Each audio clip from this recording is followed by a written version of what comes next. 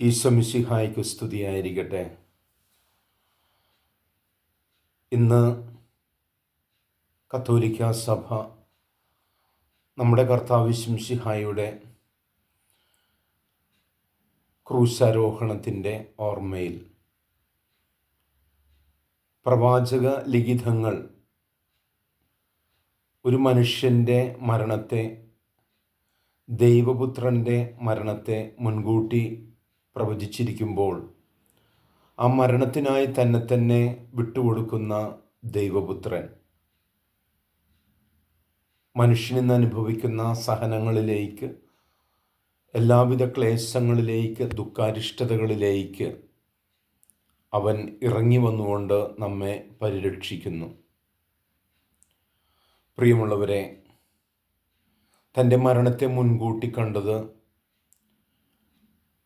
ലോകമെങ്ങും ചിതറിക്കിടക്കുന്ന തൻ്റെ പ്രിയ പിതാവിൻ്റെ മക്കളെ താനാകുന്ന തൻ്റെ ശരീരവിരുന്ന് നൽകി പരിപോഷിപ്പിച്ച് പാപത്തിൻ്റെ മ്ലേച്ഛതകളിൽ നിന്ന് അവരെ വിടുവിക്കുവാൻ വേണ്ടി സ്വയം ബലിയാഗമായി മാറുന്ന കുഞ്ഞാട്, അതേ ക്രിസ്തുവിൻ്റെ ഈ പീഠാസഹനം നാം അനുസ്മരിക്കുമ്പോൾ ഇന്ന് അവിടെ നമ്മുടെ ജീവിതത്തിലേക്ക് ഇറങ്ങി വരികയാണ്.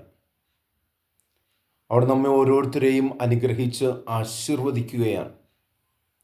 താൻ മരിച്ചത് തൻ്റെ പ്രിയ ശിഷ്യരോടൊത്ത് അവിടുന്ന് തൻ്റെ വേദനകളുടെ സംവാഹകരായി അവരെ മാറ്റിക്കൊണ്ട് ലോകാവസാനം വരെയും തൻ്റെ ഈ യാഗം, തൻ്റെ പ്രിയമക്കളോടൊപ്പമായിരിക്കുന്ന തൻ്റെ ദിവ്യ സാന്നിധ്യത്തെ നൽകുവാൻ പഠിപ്പിച്ച ഈശോ നമുക്ക് ഈ പീഠാസഹനത്തിൽ നമുക്ക് പങ്കുചേരുമ്പോൾ നമ്മളുടെ ദുഃഖാരിഷ്ടതകൾക്ക് അവിടുന്ന് പരിഹാരമാകുന്നുവെന്നുള്ള വലിയ വിശ്വാസത്തോടും പ്രത്യാശയോടും കൂടെ നമുക്ക് നടക്കാം. എല്ലാ മ്ലേച്ഛതകളിൽ നിന്നും, എല്ലാ വ്യക്തിവൈരാഗ്യങ്ങളിൽ നിന്നും, വിദ്വേഷങ്ങളിൽ നിന്നും നമ്മൾ മോചിതരായിക്കൊണ്ട് അവിടെ നമ്മളെ വിശുദ്ധീകരിക്കട്ടെ, അനുഗ്രഹിക്കട്ടെ.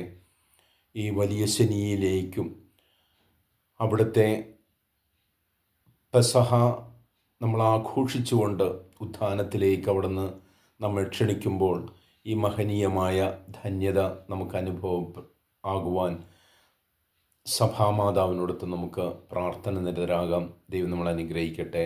ആമേൻ.